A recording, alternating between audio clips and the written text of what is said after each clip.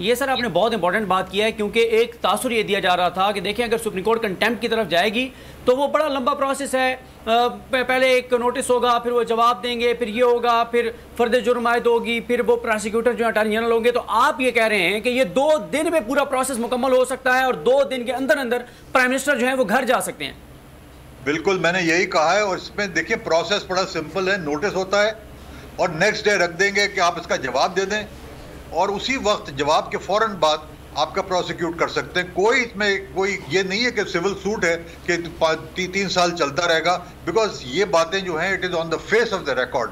Record मौजूद है, record के ऊपर सब चीज़ें मौजूद होती हैं, और जाहिर है कि जब ये उनके सामने उनको जब बताएंगे कि ये आपके खिलाफ कर रहे हैं तो रिकॉर्ड उनके सामने पेश कर दिया जाएगा कि ये रिकॉर्ड है आपके, आप इसको डिनाई करते हैं रिकॉर्ड को या नहीं डिनाई करते हैं। और उसका तरीका भी है कि आप जितने भी इनके स्पीचेस हैं वो मंगवा लेते हैं, और मंगवाने के बाद वो उनके सामने रख दिए जाते हैं।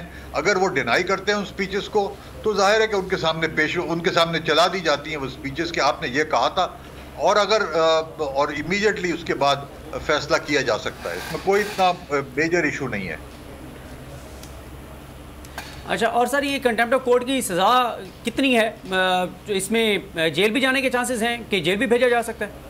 जी, कंटेम्प्ट ऑफ कोर्ट के जो सज़ा है वो 6 महीने की है, और 1 दिन से लेके 6 महीने तक किसी भी up to the rising of the court. Gilani साहब को जो सज़ा दी थी राइजिंग ऑफ द कोर्ट तक दी थी।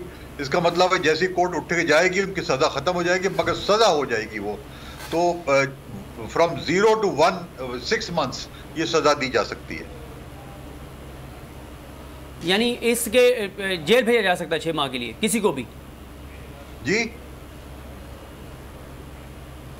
जेल भेजा जा सकता है? जेल जी बिल्कुल भेजा जा सकता है। अगर जेल भी भेजा जा सकता है, ऑर्डर करे बिल्कुल जा सकते हैं। बिल्कुल। और अच्छा, एक और सर सवाल ये है कि ये जो निगरान हुकूमतें हैं इनका मामला भी अब सुप्रीम कोर्ट में टेकअप होना है, तो इसमें अगर सुप्रीम कोर्ट इस नतीजे पे पहुंचती है कि अब यानी 14 मई तक की तारीख तो सुप्रीम कोर्ट ने दी हुई है ना, और सुप्रीम कोर्ट कहती है कि 14 मई के बाद गैर आइनी होगी ये निगरान हुकूमत और ये नहीं रहेगी पंजाब के अंदर ख़ास तौर पे, तो फिर क्या होगा? क्या दोबारा जो साबिक वज़ीर आला पंजाब हैं और अपोजिशन लीडर हैं वो मिलकर कोई नया नाम सजेस्ट करेंगे, कोई एडमिनिस्ट्रेटर लगेंगे, क्या होगा? ये इसका क्या आगे आप देख रहे हैं? देखिए, कॉन्स्टिट्यूशन में इसका कुछ नहीं दिया हुआ है। सिर्फ इतना कहा हुआ है कि एक निगरान वज़ीर आला जो है वो 130 दिन तक रह सकता है। मैक्सिमम पीरियड है वो, दैट इज द एंड।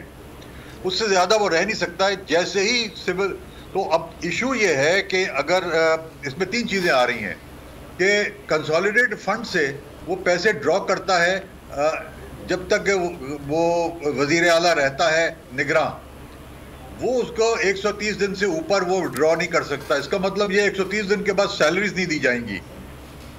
इसका मतलब ये है कि जितने काम होने हैं, जितने पैसे ड्रॉ होने वो ड्रॉ नहीं कर सकते हैं। इसलिए उसको सुप्रीम कोर्ट को जाहिर है कि उसके लिए कोई ना कोई वाया मीडिया निकालना पड़ेगा। कॉन्स्टिट्यूशन में कुछ नहीं है।